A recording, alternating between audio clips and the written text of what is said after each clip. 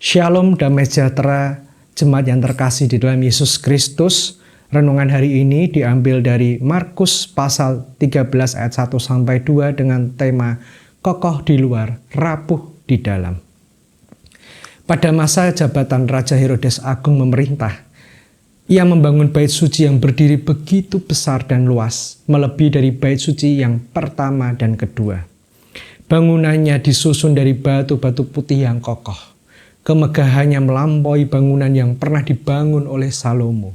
Para murid Kristus mengagumi kemegahan bait suci tersebut dan menariknya. Yesus justru merespon mereka dengan menubuatkan bahwa kelak bait suci tersebut akan hancur. Sebelumnya, bait suci dihancurkan oleh tentara Babilonia.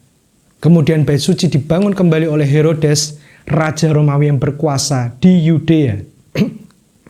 Herodes membangun bait suci bukan karena ia berbakti kepada Allah, melainkan karena ia memiliki motif politik.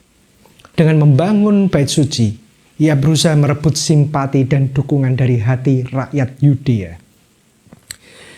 Bangsa Israel percaya bahwa bait suci merupakan tanda kehadiran Allah di dunia. Selama bait suci kokoh berdiri, Allah selalu menyertai mereka. Sementara itu, para nabi mengingatkan bahwa kehadiran Allah tidak identik dengan benda kasat mata, seperti bangunan yang megah.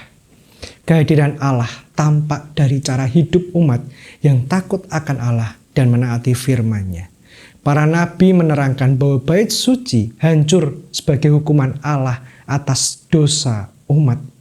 Ritus ibadah mereka sempurna, sesempurna bangunan bait suci. Tetapi mereka berlaku jahat terhadap sesamanya.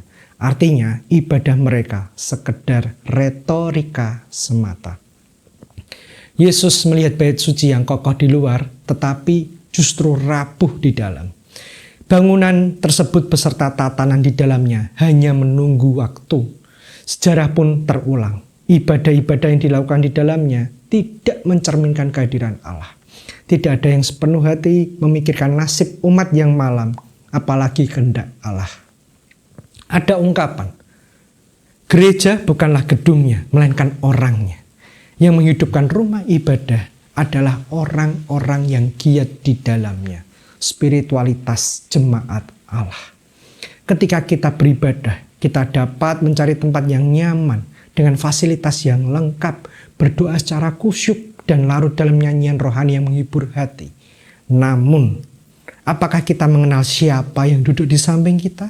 Apakah kita peduli terhadap kesusahan sesama kita di dalam gereja tersebut? Apakah kita memberi cahaya kehidupan bagi saudara yang ada di gereja kita? Gereja akan menjadi rumah Allah yang hidup selama kita giat melakukan kehendak kebenaran firman-Nya. Amin.